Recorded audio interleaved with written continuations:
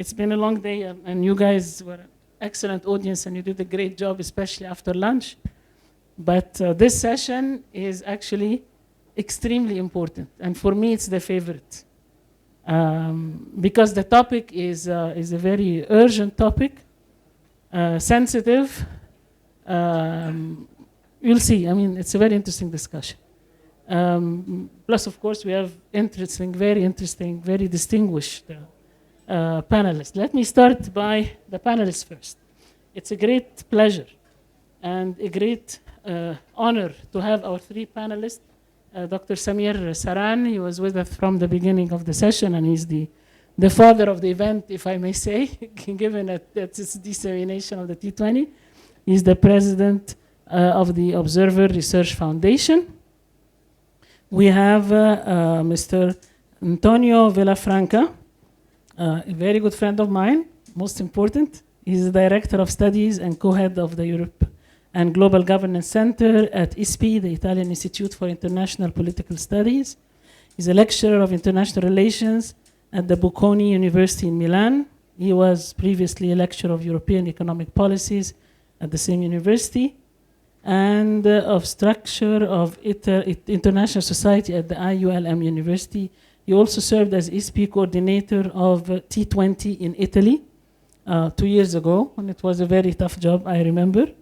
He's an economist by training and received an MA from the Catholic University of Milan, where he was specialized in economics and international relations, and it's his first time in Egypt, and he wishes to see the pyramids before he leaves. And we are going to realize that dream, even if he leaves the hotel at 5 o'clock in the morning, to be able to do it. I'll work it out. That's a promise, okay? And of course, it's a great pleasure and a great honor to have His Excellency Mr. Moussa. If I may say, a great friend before putting the rest. May I? Can I say that?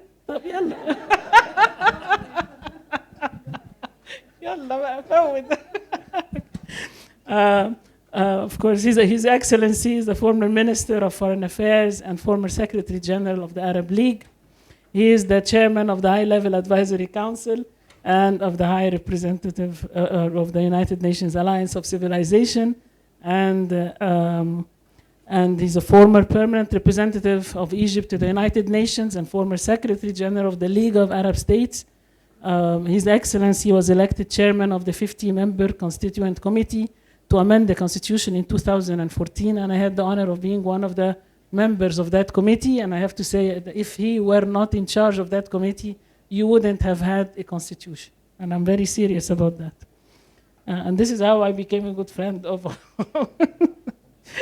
He was chairman and member of the panel of the wise of the African Union, was elected chairman of the board of trustees of the Nile University, of the Egyptian British University, member of the board of the Library of Alexandria, awarded the Order of the Nile from Egypt, the Order of Two Niles from Sudan, awards also from the Kingdom of Jordan, from Qatar, the entire world actually. The rank of Commander First Class of the Royal Order of the Polar Star of Sweden, in addition to orders and decorations from Brazil, Argentina, Germany, Ecuador, Venezuela, and most recently Japan, because I actually attended that decoration. So it's a pleasure and it's a great honor to have you. The session that we're going to talk about is entitled, it's the closing session, and it's entitled Reform, Multilateralism, Reimagining Global Institutions and Frameworks. And it's a very important session because it's touching upon a key issue that has actually been touched upon through the day. Every time we talk, we're talking about the multilateral system that is not functioning properly. We are talking about problems in the world that are as big as an elephant and a world system that's as small as a box. And we are trying to fit the elephant in the box and pretending that it's fitting. Okay? And in some cases, we pretend that the elephant is a mouse. Okay? And that we can catch that mouse. Okay? So basically what is happening, and the question that I'm going to actually rotate to all three of you, and I'm going to start with you, Dr. Samir. Do we really need a reform in the multilateral system? And if so, the question is going to be the same for all three of you, but I'm going to start with Dr. Samir and answering. Do we really need reform in the multilateral system? This is the elephant. Are we going about it in the right way by talking about the financial infrastructure? And if you remember what Ambassador Ragil Itribi in the morning, when he was here, he was saying everybody's looking at the financial infrastructure and its reform from his own comfort zone. Each one is looking at it from his nice angle. Whatever makes it look good, I'm going to call it this, I'm going to call it that. So, are we seeing the needed reform in the right way? And how do we really go about it? Because the how is very important. The rhetoric has been mentioned a zillion times. We need change. But how do we go about the change in a practical way? So, do we need a reform in the multilateral system? Is what we're doing with or trying to do with the financial infrastructure correct? And how do we go about it in the right way? And I start with you, Dr. Samir, please. Thank you, Abla. And let me first acknowledge our esteemed co-panelists, Minister Moussa, a very distinguished speaker and eminent leader that the world has had the privilege of having amongst its midst. Let me also acknowledge Antonio, dear friend, and I hope to see him soon at some point in his lovely city. And of course, Abla, let me congratulate you for this wonderful day, for the wonderful conversations you have hosted. I have a fear of missing out. I should have been with you, but I promise you that in March or April in 2024, we should do this again in person and discuss the Brazilian presidency there alongside what we have been able to do in the past years. Do we need to reform the multilateral system? Well, if we are sitting in 1945, we don't need any reforms. We've got the international system as we need it. But in 2023-24, where we are today, I think we can safely say, based on everything that we have written and read over the past few years, that the multilateral system is broken. It is failing us. And in fact, it would be foolish to expect the system as it exists today to respond to at least the three big crises that we need to respond to. And of course, and I'm not going to elaborate in it because we've already spoken about it. We have a political crisis. Peace is no longer a given. In fact, war is becoming a common vocabulary. We have seen in the last few years conflicts in areas we thought had put it behind them. And it clearly tells us that the political arm of multilateralism is failing dramatically. And I worry that we might be at the beginning of a long trend of many skirmishes. I hope I'm wrong, but we must be prepared for the failure of political multilateralism.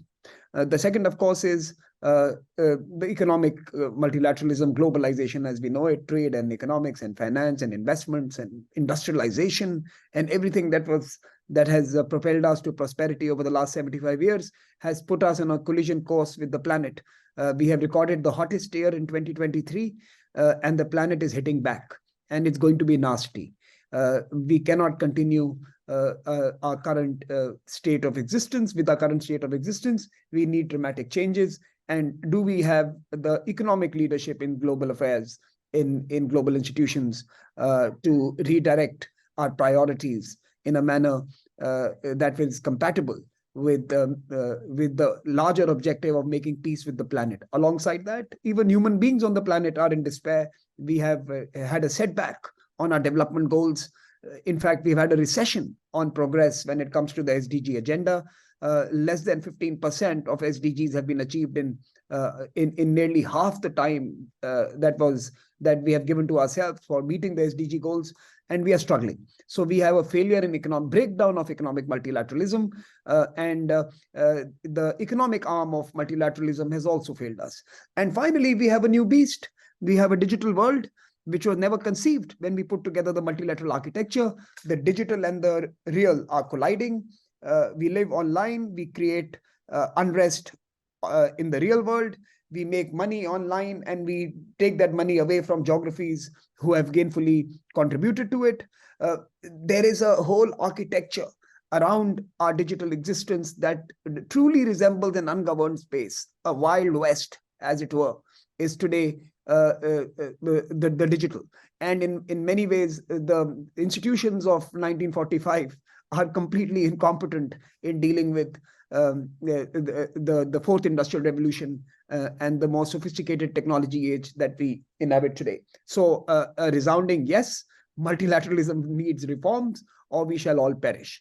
Now, what could be done? How is the second part of your question, Abla? Let me try and respond to the how. I think there are three fundamental changes that we need to undertake if we need to discover how that works. The first, in any failed enterprise, you change the management, and we require to change the management. It is time to ask the rich countries and the North to now take a back seat. It is time for them to take a vacation. They have not done too well. And most of the incumbents in most of the institutions today are defending practices and preferences and biases from previous decades. It is time to ask them to take a vacation. If the Indonesian presidency and the Indian presidency of the G20 are an evidence of a trend, we can safely say that global platforms work when countries from the South are the curators of those platforms. Northern countries have lost credibility, rich countries don't have trust, and they don't have trust even amongst each other. It is impossible to get global consensus when you have any of the developed nations in charge of solving a big problem of today. I am sure that the Brazilians are going to demonstrate that South matters, and from we have to now consider a new architecture where new actors, new voices, and the younger geographies who have the largest stake in the future are put in charge of institutions that will be engaging with matters for the future. So those who have the largest stake in the decades ahead must be in charge of managing those decades. I suspect many in the developed world do not feel even the need to preserve and reinvigorate institutions that they set up, they created, and that served them very well when they were in the same economic and development stage as many of us are today. So I think, first of all, it is time to completely revamp the management and leadership of internationalism as we know it, and either we reform these institutions from the Bretton Woods to the UNSC and other UN and associated international bodies, or you will increasingly find alternatives appear. Countries are not going to wait forever. You have the BRICS setting up the new development bank. I suspect with the induction of new members, you will have a new energy council as well. You will increasingly see alternate institutions come up and cater to demographies that demand international consensus. And if the old institutions don't reform dramatically, new ones will appear. I suspect the outcome will be suboptimal. It will be inefficient. It is not something that is desirable, but it will be inevitable if we don't change the management that has led the world for the past 70 years. That's the first how. The second how. We also have, as I mentioned, a failure of our financial and economic order. And unfortunately, this has been outsourced to big banks and commercial financial institutions and interests. Governments around the world have found it very difficult to regulate them. I would argue that while all the countries of the world have signed the Paris Agreement, the big banks and the big money has not signed the climate agreement. And therefore, it continues to be deployed in geographies that perhaps don't need it as much as others who are building and growing their infrastructure and industry at this moment. The IMF says 80% of global growth in the past decades has come from the emerging and developing world. The IMF also, there are enough studies that indicate that less than 25% of climate finance has moved to these geographies. So there is a mismatch between where growth is happening and where climate finance is available. And this is because the banks have not signed on to the larger planetary agenda. They are still looking at the prudential and profit motives as the sole determinant of their operations. So we need to regulate, and we need to bring the banks to the next COP and make them sign on to the climate agreements so that we can have an economic architecture that makes peace with the planet. And finally, on the digital, I think the stage of euphoria around technology should be behind us. We must be very cautious and careful on what we are unleashing when we innovate and when we send out technology and AI and quantum and other emerging technologies into the markets and into commercial operations. When I always tell people, when humankind was dying, even at that time, we put vaccines through 3 stages of testing. Laboratory testing, a smaller sample of folks were tested in the 2nd stage, and finally it was a larger pool before it was commercially deployed. I think technology must be put through the same rigor. We must stop embracing and getting excited by everything that is put out. It has collateral impact. It creates an instability. It takes away livelihoods, and it creates it destabilizes societies. So technology governance has to be discovered and has to be written, and we cannot rely on platforms to create their own rules and their own standards. Every country has their own constitution, and the Facebooks and Googles and others should not be able to override those. So how do we reconcile the power of innovation and the protection to society is something that will require a regulatory innovation in our nations. Tragedy is that the country which is most sophisticated in terms of technology, the United States of America, has lost the ability to regulate, and the geography that is most competent in regulation does not know anything about innovation, and that is EU. So it will again have to be countries such as Egypt and India and others from the southern hemisphere that will have to take the reins in their hands and carve out processes and pathways that can manage the 4th industrial revolution and our digital future. I can go on, but Abla, I unfortunately have to leave in 7 minutes. I'm hosting a dinner. The session got delayed a lot, but I hope this is some food for thought for all of you who are gathered there. And I promise that I'm going to be with you in Egypt in 2024. Patience forward. Handing it back to you, Abla.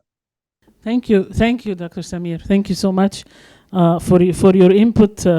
Very, very useful, and we're going to proceed with the discussion, and I will let you know what's the outcome, whether people agree with what you're saying or not.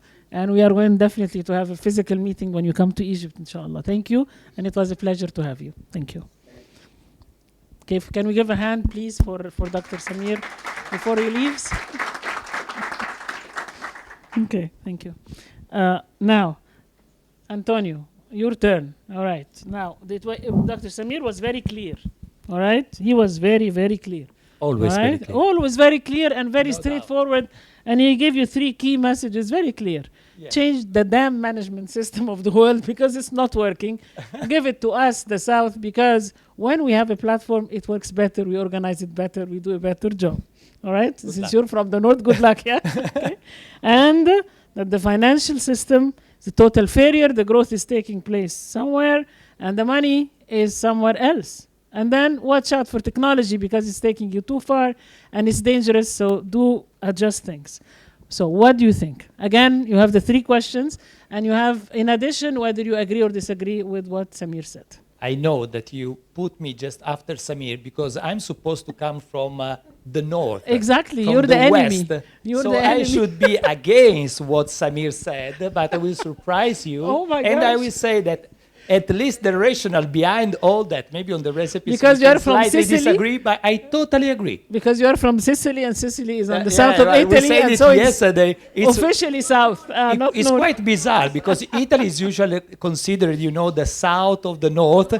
And I was raised in Sicily, which is in the south of Italy. So probably I'm more from the south than yourself. So very good. Okay, so let's get rid of it. But first of all, let me thank, of course, ECES and congratulate for the 30th anniversary of what you have been doing over the last years at the international level, which is really impressive. And really, I'm very sincere, that it's not simply to congratulate, but they are sincere words. And also thank Orf for organizing and having me today. So let me start from Samir, coming from the north.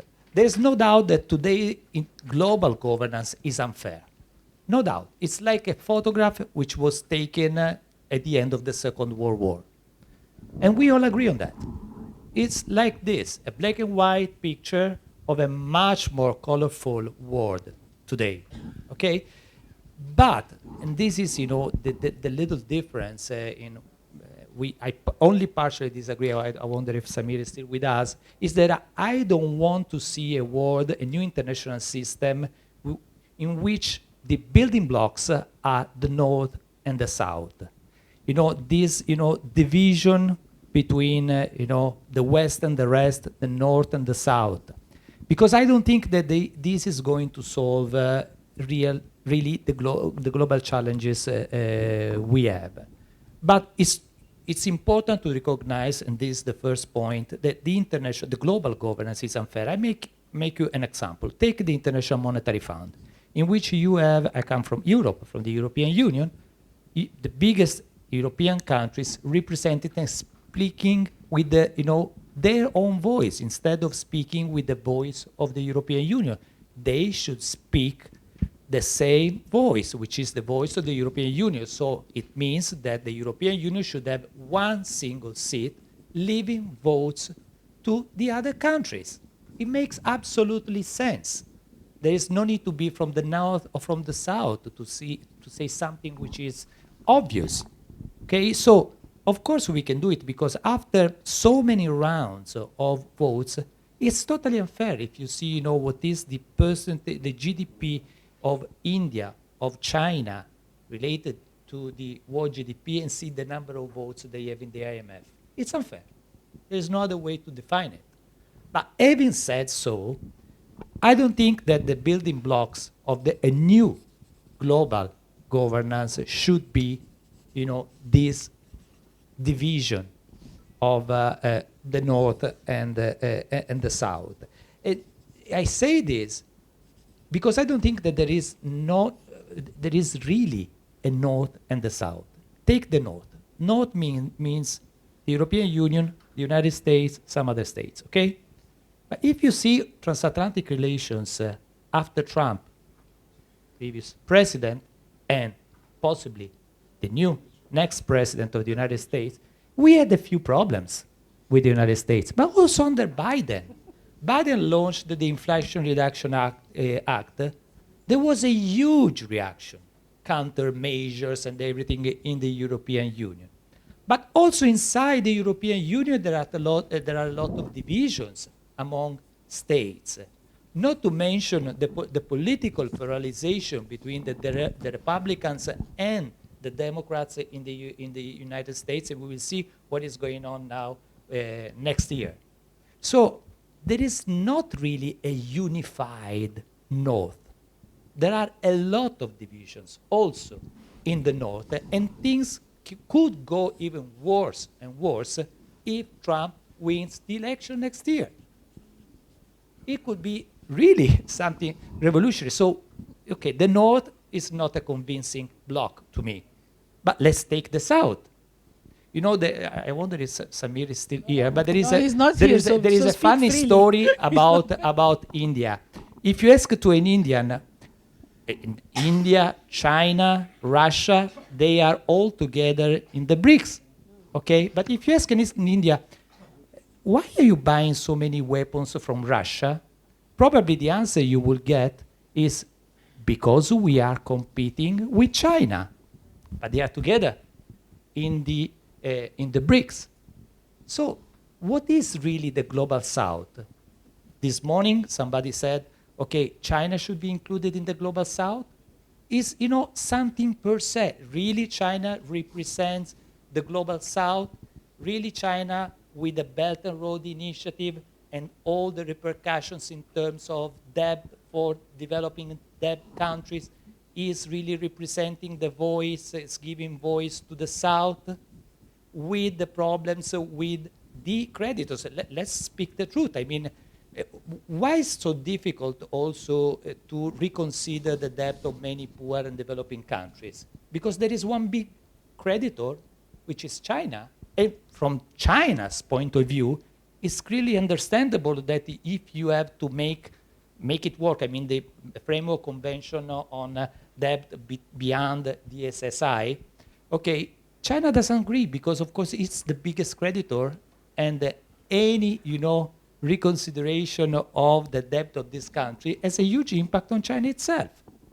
Okay, so, I mean, there is not really a unified North.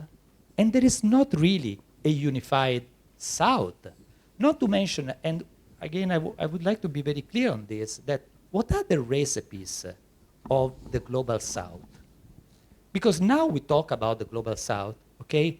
But, okay, how do we change global governance? I can agree also with my friend Samir on the fact that also at the head of international organization, there should be more people coming from developing countries. I totally agree with that. On the how fair, unfair is the global governance. But still, what are the recipes? I mean, we don't like the Bretton Woods institutions. We don't like the Washington Consensus. How to replace them? What are the ingredients of the new recipes? Nobody knows that, unless we really want to believe in the currency of the BRICS. In Europe, in the European Union, we did the euro, and we are still figuring out how to make it work inside the European Union. And we are still working on it. It's a work in progress. It's absolutely, as an economist, I say it's a nonsense talking about it. So what is happening, from this situation in which we all criticize the old governance, the Bretton Woods system, the Western liberal order, okay, but what is the effect of all this in terms of international economy when there are not new recipes? And we see what is happening, for instance, on trade. On trade, apparently, trade is doing relatively well. If you take the traded volumes of last year, the increase is about 3%, which is more or less the average of the 10 years before the pandemic. Okay, it was 2.7, so even a bit better. This year is going not so well. In any case, a plus 0.8%. Next year, it will be again about 3% or even more. So in line with the trend, the pre-pandemic trend. So apparently, trade is doing well, is showing resilience.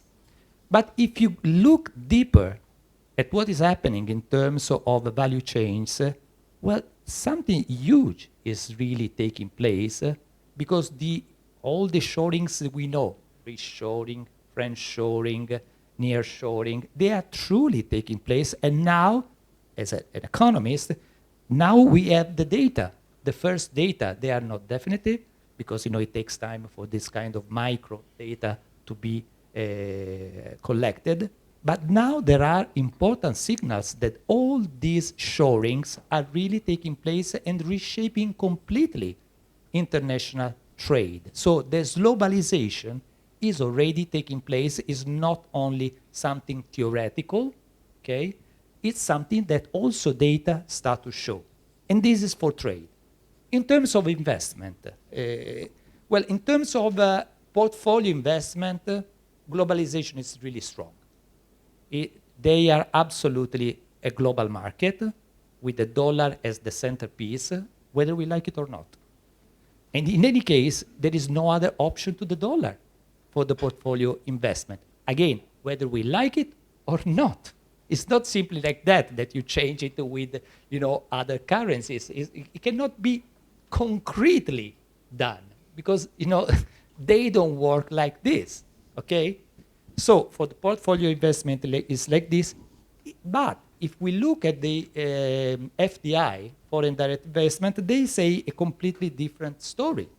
There is a collapse of investment between China and the United States, and vice versa, the other way around. But what is even more preoccupying is a survey which was made by the business chamber, US-China business chamber, which puts together the biggest US multinationals investing in China.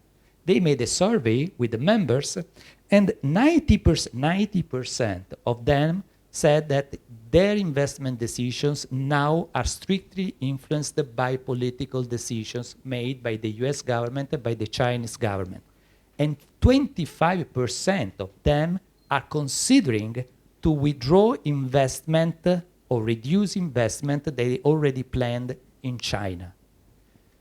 In Europe, the Chamber of Commerce, the European Chamber of Commerce made the same survey, and the figures are different. 25% are withdrawing. In Europe, it's only about 7%. So, I mean, this division, this rivalry with China is not felt in Europe as it is felt in the United States. But 42% of the respondents in Europe said that they are considering to change their value chains and to import intermediate goods from friendly country. In the United States, this year, Canada is the first trading partner of the United States. It used to be China. Now it's Mexico, which is very telling. I mean, really, world economy is changing in terms, despite, general views, trade is resilient. No, it's changing a lot in terms of trade, in terms of foreign direct investment. It's really changing the landscape. And if this is, and then I conclude, if this is the international landscape, what is happening in terms of global governance? Well, G20 and other multilateral organizations, we know, they are in crisis. The Indian presidency did an incredible job, despite the rivalries, despite the frictions and conflicts that we have today. But still, we cannot say that, the G20, including the Italian G20, was an incredible success which is changing history. No, they were not. They are absolutely in decline. What is emerging now is, plurilateralism, or as somebody calls them, minilateralism, in which the G7 itself, the G7 was completely out. It was replaced by the G20. Nobody cared about the G7 anymore. Now it's back. NATO, Macron, just a few years ago said it was in brain death. It was completely dead. And Mr. Putin made a miracle, a true miracle. He resuscitated the NATO, which was on its knees after the US withdrawal from a unilateral withdrawal from Afghanistan. It was absolutely destroyed. He made an incredible miracle. Really, like a new messiah. It's incredible what he did. But again, NATO is a minilateralism. Okay? BRICS is a minilateralism. Okay, somebody could say, well, minilateralism is better than no lateralism. Okay? Yeah, it's true. But we have to be very careful, because also in the past, previous decades, we had minilateral formats, the G7 itself, or if we focus, for instance, on trade, there were all the plurilateral trade agreements, bilateral trade agreements, but everything was under a multilateral governance, which was, whether we like it or not, a sort of set menu. Okay, there were some rules made by the WTO, by the other organization. They provided the framework in which also minilateralism could flourish. Today, we are replacing the set menu with the menu a la carte, in which any country can just cherry pick what it likes and what it doesn't like. And when I say any country, I mean all the countries, including the ones which created those institutions, starting from the United States, for instance, which are not making the WTO working because they keep not appointing for the appellate body. Then if you ask to the United States, they can also explain why they are doing so, because they fear unfair. But whatever, all these discourses is that, yes, minilateralism is better than no lateralism, but if we are really serious when talking about global challenges, the ones we talked about also in previous sessions, they cannot provide an answer. They only can have a function if they are platform through which they create consensus among the members, and then this consensus is brought to multilateral fora. This is the only way they can have a positive role. Otherwise, yes, minilateralism is better than no lateralism, but we are not able to seriously face global challenges. Thank you.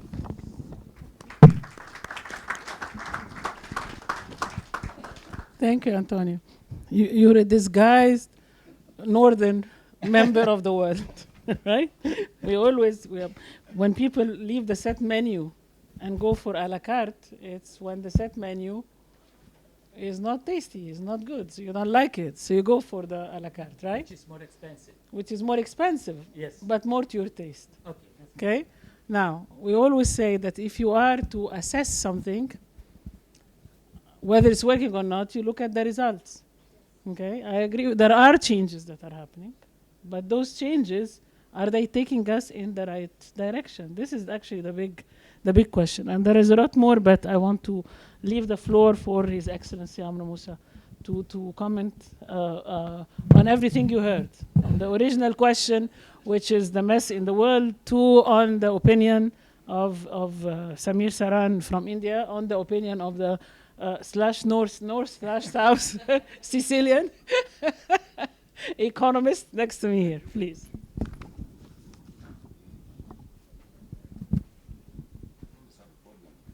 No, we all do. You just hate it.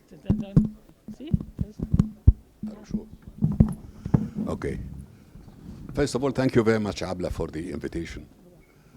I consider myself just a guest. I'm not one of the experts on economic matters and financial problems. But I would say that in the 1 hour I spent now...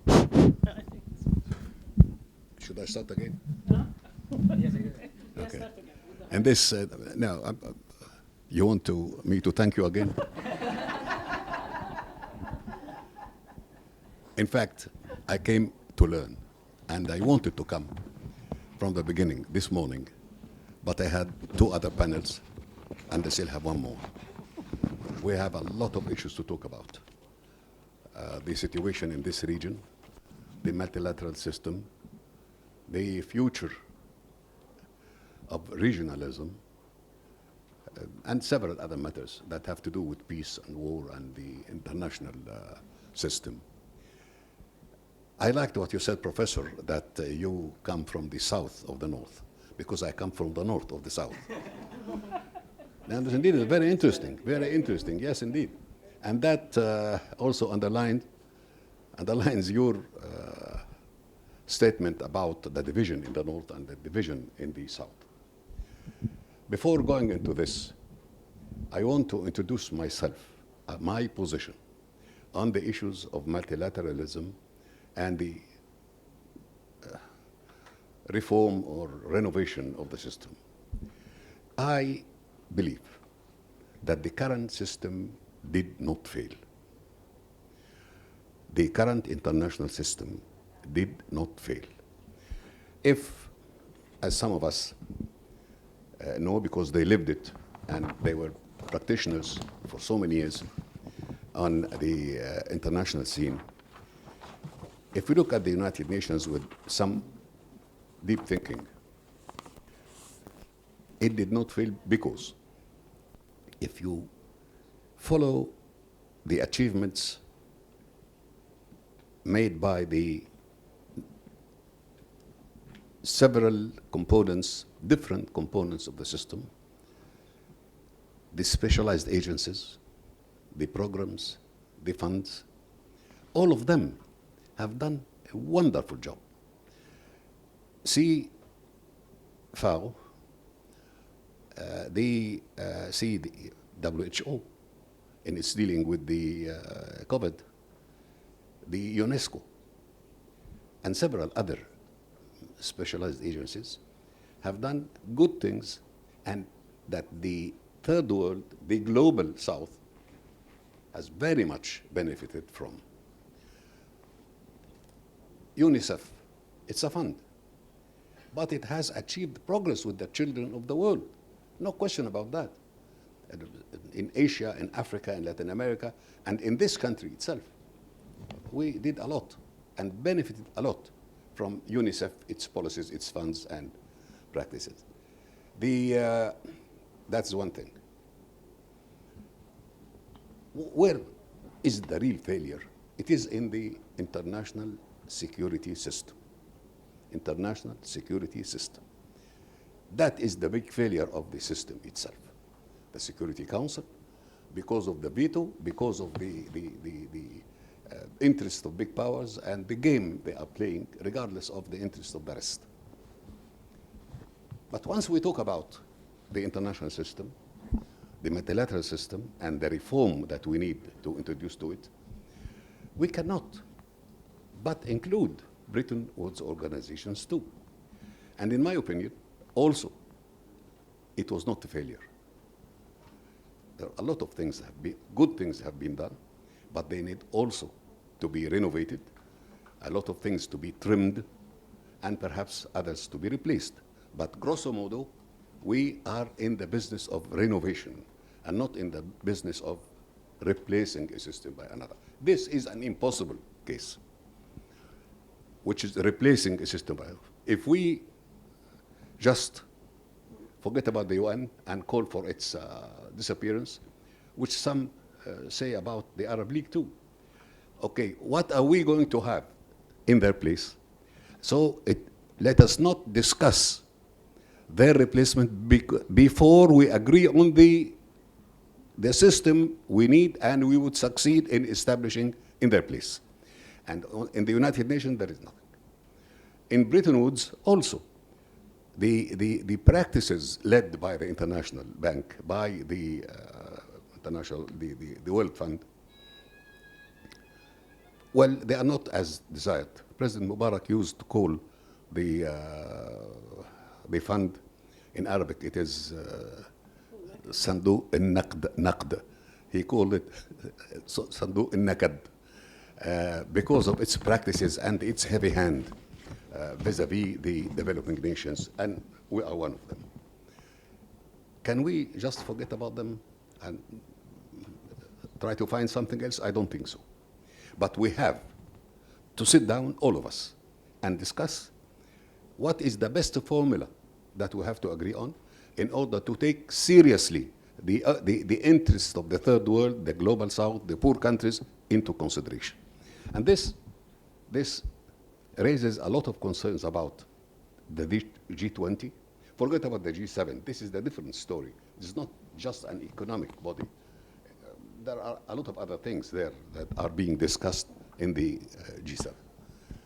But the G20 needs a kind of reconsideration.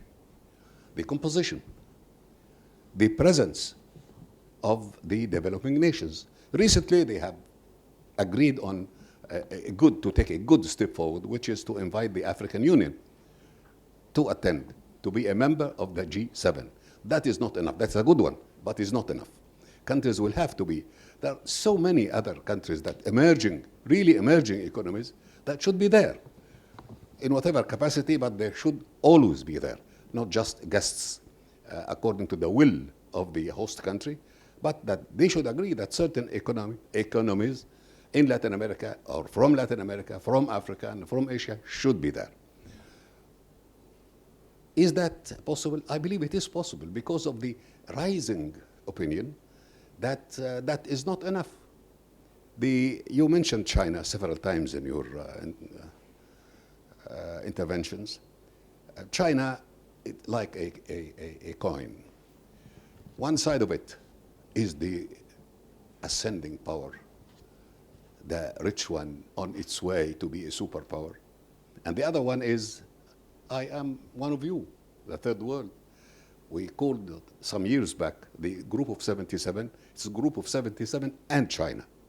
And until now it is so named, 77 and China. So China, by this, I believe China is in a better position because China can speak on behalf of or use the same jargon, the same language as the developing nations, and it can use the same jargon, the same language as rich nations. Now, the rich and the poor, the north and south. It seems that you don't like this division, but it is a reality. There is north, that's the wealth. There is south, that is the poverty. And here we have to be serious because poverty was not indeed dealt with properly and sometimes intentionally by the northern rich powers. Not all of them, I must say, but some powerful members of them, leaders of them, did not take issue of poverty seriously. And the issue of poverty has a lot of, or raises a lot of considerations. You are a professor, you know better than others on this issue. But in talking about renovation of the system, including the renovation of, I better use the term reform, but I insist on renovation because there will be no reform. There will be renovation possibly. Renovation of the institutions of the Bretton Woods have to take that into consideration, that the issue of poverty will have to be on top of the agenda when we talk about the renovation of the system. It is going to create a lot of problems at this time, in particular this time, and therefore, I don't know whether we can reach a consensus that the system needs a renovation. A renovation is being discussed today in around so many tables around the world, and at the same time, we have to add that the interest of the third world, the global south, the poor countries, will have to be, or to have a priority item on the agenda of our discussions of the multilateral system of tomorrow. That is one thing. The other issue is about what is going on in the world now. I said that, and I believe we agree, that the problem is with the international security system. And unless this international security system is seriously addressed, including talking about the veto, and I would say that the Secretary General of the current Secretary General of the United Nations has already spoken about that at the time of COVID, when he said that now, let's go back to the function of the Security Council. And the function of the Security Council is to maintain international peace and security and deal with the threats to international peace and security. Those threats should not remain what they were according to the definition of the Charter that dates back to 1945. The Secretary General believes that the climate change and the pandemics have become so serious, recurrent, and sometimes difficult to deal with, that they have become threats to humanity, threats to international peace and security. And it has something new. In each of the conflicts put before the Security Council to solve, there are parties, one party on the side, the other party against the other party on the other side, like we see here Israel and Palestine. We see there Russia and Ukraine. We see over there Azerbaijan and Armenia, and we see all over. So if this is the case, the Security Council will be always cornered how to deal with that, especially if Russia is on one part and America on the other part. On this climate change and pandemics and so on, the whole humanity is on the same shore. So nobody is on the side of the climate change, and just, of course, there are some really hate to discuss this issue. And they are not going to, some important countries, some important rich societies will not deal with the climate change. There will be no enough funds for the loss and damage. It is not easy, it will not happen. COP27 is finished, COP28 is coming, until COP30, but there is something wrong with it. So when the Secretary General emphasized this point, he was right. So that this is our enemy. This is what threatens all of us. And one cannot imagine that a certain country, big or small, would defend the climate change, and the best thing is whatever we have today, or on the issue of pandemics. We can add to that also the issue of clash of civilizations. It is serious, and it stands today behind so many of the conflicts. I would add it as one of the reasons why the conflict in the Middle East is intensifying.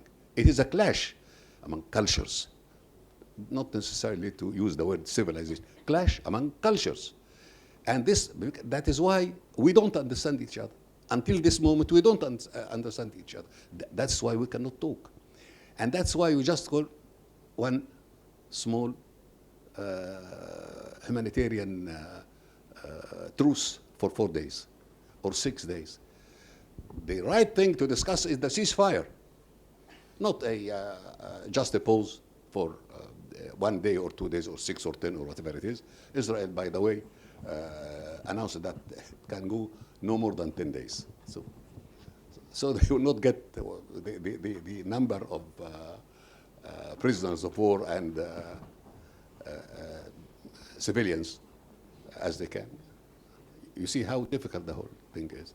If this continues, investment, tourism, trade, and other infrastructure projects will not continue. They will be adversely affected in a very serious way that would add to the difficulties to the global south. Having said all that, I believe that it is our duty to continue to discuss those issues and also to invest in the current discussions, current debates, current conversations about the future of the system, about the future of the economic system, and the future of the political system. And if we don't succeed in dealing with the failures in the political system, the economic system will suffer, and vice versa. Thank you very much.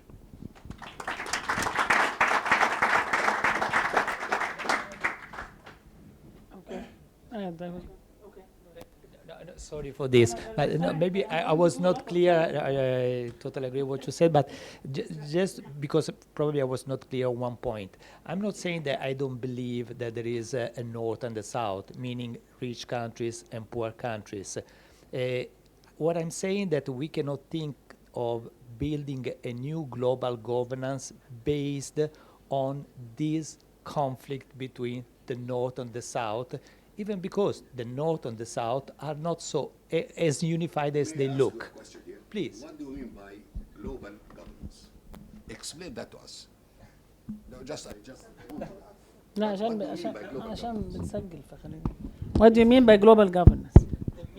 The mix of all international organizations, all the Bretton Woods institutions, but I would put in this also NGOs and sorry. Everyone and his uncle. Everyone who has, the power of influence, which is not necessarily an institutional power. Thank you. Thank you very much. Thank you very much, Samir. We're going to continue. The discussion is still going on. And please allow me to challenge a little bit. Well, first of all, thank you so much. Eloquent as usual and great presentation. And thank you from taking us from just generalities to the specifics. And hopefully closer towards real solutions, okay? First of all, concerning Gaza and Palestine, because it's irrelevant, but I want to talk about it. I think what we need is not a ceasefire. What we need is talk about the land issue and settle it once and for all. This is what we need. Not 4 days, the land. About the land and the two-state solution, the core of the problem, the fire, the war, this is a symptom. The core problem is the land. And even if we have a ceasefire, not just 4 days, there will be another war, there will be another Hamas retaliating to what the Israelis are doing to the Palestinians. It will continue forever until we allow the Palestinians a state of their own where they can live in a dignified way. So I think the land is the core issue and we have to work on it. But let's go back to, let's go back. I'm not going to challenge you. طبعا. ربنا يخليك. It is not only the land, it is the human beings now. Of course, but the human beings are sticking to the land because they are rooted in it. No. It's not a question of just human beings and they are subjected to oppression, etc. Their land. No. They are considered second and third class citizens. This is a racist problem. Yes, because it's not acknowledged that they own the land. I don't want to get into it in an economic discussion. But this is a serious problem. Of course. A land problem, but a human being problem. Absolutely. Let's go back to the economics. Okay. All right. Okay. It's a lot easier. When you said that the system did not fail, I was a bit alarmed. Okay. Then when you explained, I agree completely. The specialized agencies did a very good job. I agreed. The FAO, the WHO, the UNESCO, the UNICEF, for sure. But at the same time, okay, you mentioned, of course, that the international security system is a total failure. And I'm going to have a lot of questions here. If it is a total failure, how can you fix it when it is one of the UN agencies? This is like you have a cake and part of it is rotten. How do you deal with the rotten part? Okay? If it's part of the cake. So this is one question. The second question, if we are talking about the IMF, no, لا مش كده بقى. He's removing part of the cake with a spoon. No. It doesn't work this way. Right? Yeah. Now, the second thing, the Bretton Woods Agreement produced the World Bank, the IMF, and the WTO, and these are the three organizations where we have problems. And the reason, and the problems are so strong to the extent that I'm not sure if renovation or reform or replacement, really, we have to really look at it. Think about it. With Ukraine, with what's happening in Ukraine, the IMF decided to have a ticket support for Ukraine, an impossible ticket support, one that was never offered or given to anybody else. And they did that single-handedly. It was never offered to anybody else. And this means that the IMF is not functioning in a way that supports all countries. It's an issue. Everything that's happening with the climate, China being responsible for only 3% of the damage and subject to everything else. Part of this problem, a big part of this problem, is because we are not capable of forcing the northern countries to cut their carbon emissions because it's part of their luxurious life. And I'm talking more about the United States than anybody else. It's part of their luxurious life. It's part of their growth. It's part of their own development. Okay? They do not want to change that. Last year in the COP, we produced the loss and damage as an empty box. There was nothing inside. No money inside, no commitment, nothing.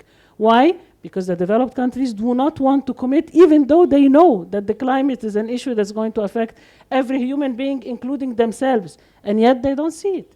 During COVID, the vaccination in Africa was minimal, and they were not given the copyright to produce vaccines, okay? Even though it was clear that unless everyone is vaccinated in the world, the virus is really not going to disappear. So the poverty issue, the climate issue, all of these things are happening because the voting in the World Bank and the voting in the IMF is based on the money contribution. And the money lies, exactly what Samir was saying, the money lies in the developed world. But the need and the growth and the future and the young people and everything is lying somewhere else. So the big question then comes in. Okay, let's call it renovation, let's call it reform, and I think we don't disagree on what I said.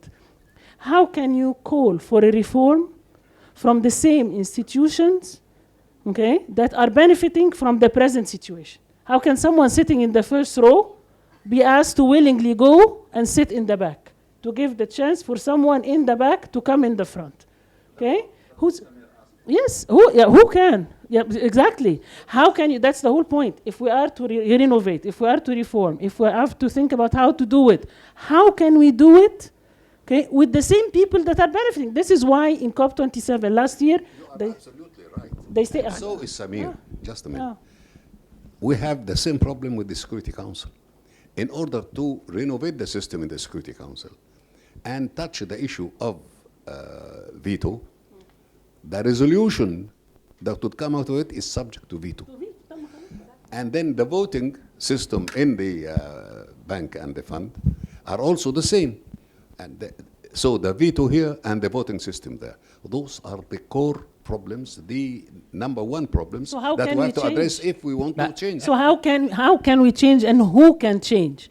Okay. That's why you have the G20. That's why you have G20. But well, the G20 is mostly developed countries. The only one is They the EU. are unable to. No, they don't understand this. Not the developing countries. Sorry, no. You have the G7 on up there. The G20 is totally right.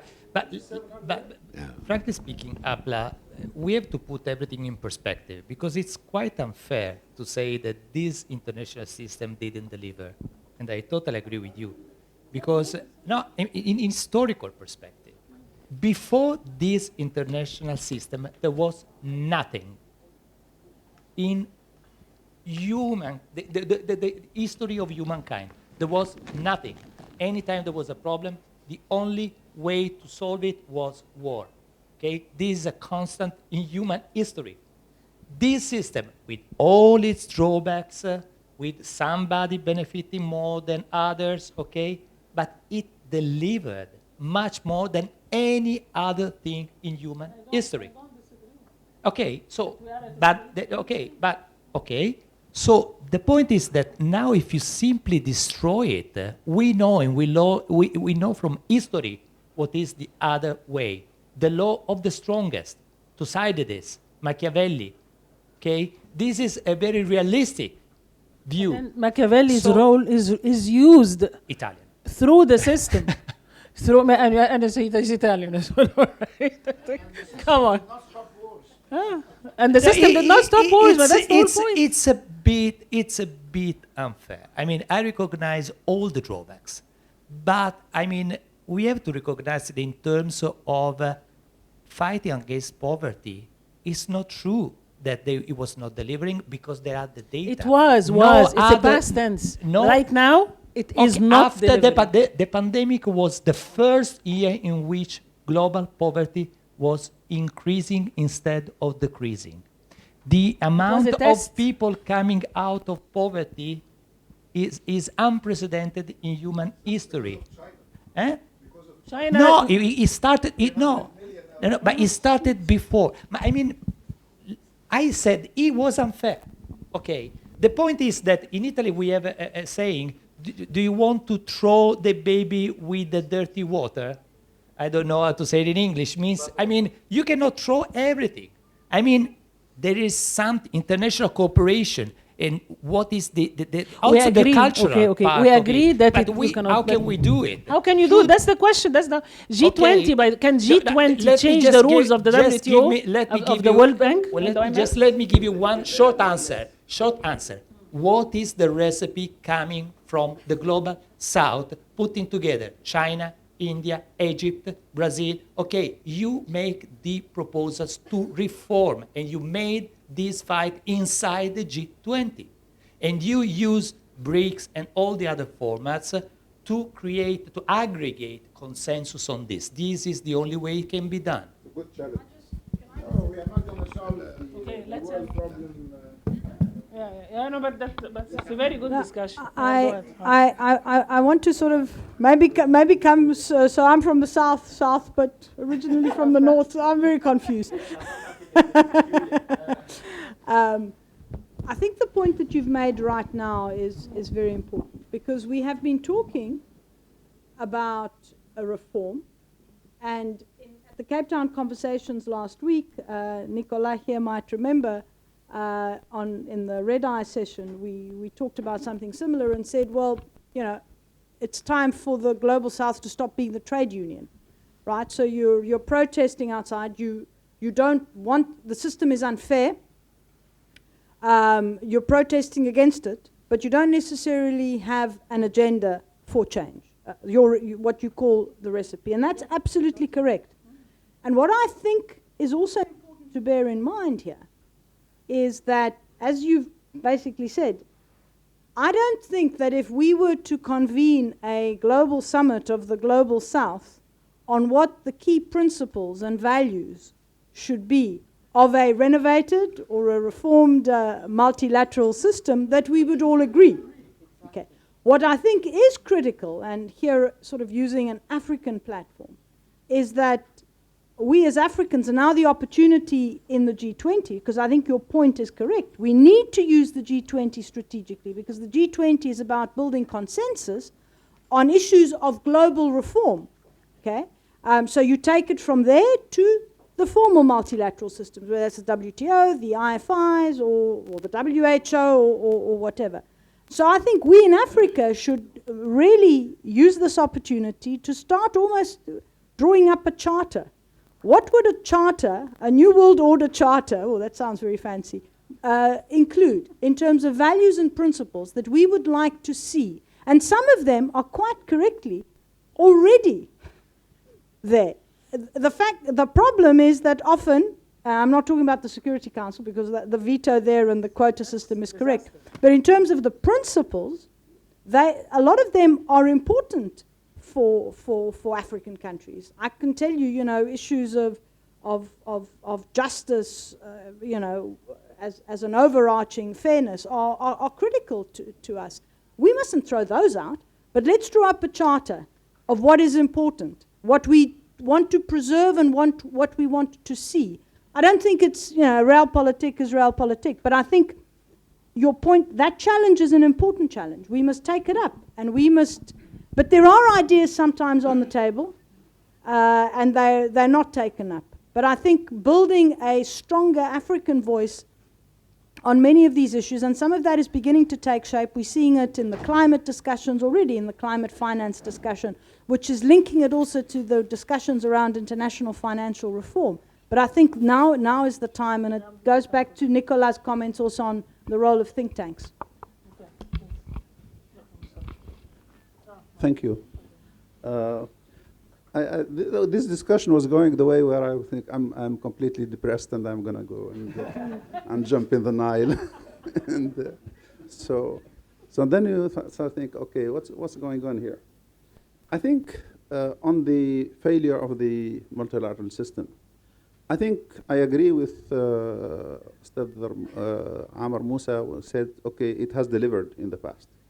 But the problem is that it's not delivering today, and it's unlikely to deliver in the future. And that is the problem. We have seen since the pandemic, essentially since the pandemic, there was some break happened. And the multilateral system did not deliver during the pandemic. Lots of failures, lots of problems. And since then, we have been going down. And the Gaza and thing now is, has increased to that sense of failure now. Which means to me that what's happening is a real breakdown of the trust at the global level. There is mistrust between North and South, between East and West, between this and that. There is complete breakdown of the trust. And the multilateral system will collapse if we continue in that direction. So the question today is really not to me trying to be optimistic, because I'm not optimistic by nature. But I'm trying to be optimistic. Is not try to think of a new system and try to build, a castle in the sky and so on. I would like to ask ourselves here, and as T20, what are the concrete steps that we can propose today that can be taken and effectively implemented to start building back trust? Okay? And I think I can think of 2 or 3 or 4, at least today, on which one can agree. We don't need that much. The international financial institutions.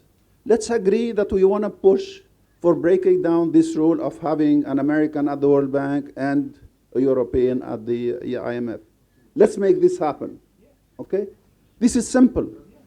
This can be done. It does not require, big changes. Within the system, it can be done. And let's push for that. Will the US agree? Let's push. Let's make it happen. Yes, it does not agree, then we'll see. But you have to push. But it's concrete, it's practical, it's evident. On the Security Council, let's try to do something on Security Council. Let's try to agree on something. Okay, for instance, why would somebody involved in war has a veto power on that war? I mean, it doesn't make sense. Russia is a side on the war and then have a security, what is this? Doesn't make sense, does it? That's the reason why we need another meeting. So what I'm thinking, I think instead of going in terms of trying to build a system and so on, which is very difficult, let's try to think of concrete actions, concrete steps that the T20 can propose to the G20, and the G20 will make sure that they happen in the ground over the next few years so that we can start moving, build up trust, And this may lead us to a new system, multilateral system that we need. We need a new one because I think maybe it has worked in the past, the current one, but it's not going to deliver for the future. Thank you. Thank you, Dr. Mustafa. No, here, here first. But you need to be optimistic. I'm trying. To help you on that. I don't want this to be missing. No, I don't want to add much to the discussion, just two things. First, since the topic of the whole discussions today was the dissemination of think tanks of T20, and especially T20 India, obviously, I would say the approach of building walls and rebuilding divides doesn't sound right and doesn't do justice to most of the open discussions that we could have over the period of time of nearly 12 months. I was mentioning one conclusion that was in the meeting in Delhi with the very Sherpa of the G20 India just 2 days ago, with the launch of a global alliance of research and innovation about the so-called life economy, or new ways to think about a much more inclusive economy, which is also being initiated in India, but in a very, I would say, cross-sectoral and multilateral way. The second point also is about an element which is somehow consubstantial of think tanks in the G20 sphere, is that most of the think tanks are especially oriented to development policies, not so much on foreign affairs. It's not completely true. The division is simplistic. But as an expression of the civil society, it's a very rich ground in which to plant seeds. And for instance, in South Africa, in Cape Town, where there was the previous meeting of the handover of the T20 India to Brazil, just would like to report two anecdotes. The first one, next to the venue where there was the think tanks meeting, there was an exhibition in a fantastic museum called Seismography of Struggles, where you could see a display of incredible material about struggles in South Africa against the apartheid, struggle in Latin America, in the context of the Cold War, but also about Palestine, and how much this resonated not only in the Middle East context, but also globally and in Europe, etc. And forging or giving the impression that there are walls between the North and the South, etc., forgetting completely about decades of struggles, a very intense civil society and social movements, etc., that have been working completely across those divides, is probably a mistake, because this would also prevent us to think about today in the context, for example, in the T20, G20. I would say we are lucky enough to have such a space where we can precisely expose disagreements and understand also our own limitations and think about own policy making. And the final anecdote is that while the handover of the T20 India to, and I'm looking at Elizabeth, she knows what I will say, was very well choreographed by our friend Samir, etc. Suddenly, the last speaker for Brazil was the former Minister of Environment of Brazil, Isabella Teixeira, a woman. It happened that the three speakers for the T20 Brazil were women, and then she said, okay, now it's ours, it's Brazil, so let's make a picture of the women of the T20 Brazil. I mean, this is not the protocol. So whatever the protocol, this is our turn. And then she called upon also the colleagues, and then it was suddenly an old woman, and there was a very different feeling in the room. So I would say we must also really build very seriously on the high potential of the civil society, along with governments, along with the private sector, and so on, instead of oversimplifying the rationale, because this will just contribute building walls. Thank you. Here, I have two last comments here, and well, I will try to be so brief because of the time. Yes, okay. Well, I think everyone agrees that the system now is not working or delivering as much as we want, or at in the form that we want. But who had the power to really do that? Is that really the G20? And at the same time, when we are talking about Africa, Well, it just happened that I was in the Internet Governance Forum in Abuja, for Africa in Abuja, just a couple of months ago. And actually, most of African countries, they look at us at the north of them, and they don't really feel that we are belonging to Africa. So we need to rephrase that, and we need to have the consensus so we can be actually a real power to negotiate with. Because I think Africa is the only potential now to have this power to be able to negotiate for anything, I think. Last comment? It's much a comment, not a question. It's regarding that we neglect the role of law. The international law here is playing a major role. So if we take all the procedures needed, like His Excellency Mr. Moussa said before, and on Monday's lecture as well, if we proceed on creating a new process and a new with our experts, I think it will be the solution here. Thank you very much. I think this was a great discussion. Okay, the last statement is actually the strongest. Africa is the potential. Africa is the future. And we need to agree. And even though we're ending with a lot of questions, I think we've put our hands a little bit on some of the steps that need to be taken. And even African states agree that they need to organize the House in order to be able to benefit from their membership in the G20. And hopefully Trump is not going to be the leader of the US. Because the US is dreaming of the earth opening and swallowing China and Russia and then living happily ever after. And I don't think that this is going to happen. Thank you very much. It was a great meeting. Thank you very much, Your Excellency. Thank you very much, Antonio. It was a great meeting, and thank you all. And I congratulate the entire ECES family again on its anniversary today. And thank you. And we're going to continue those discussions.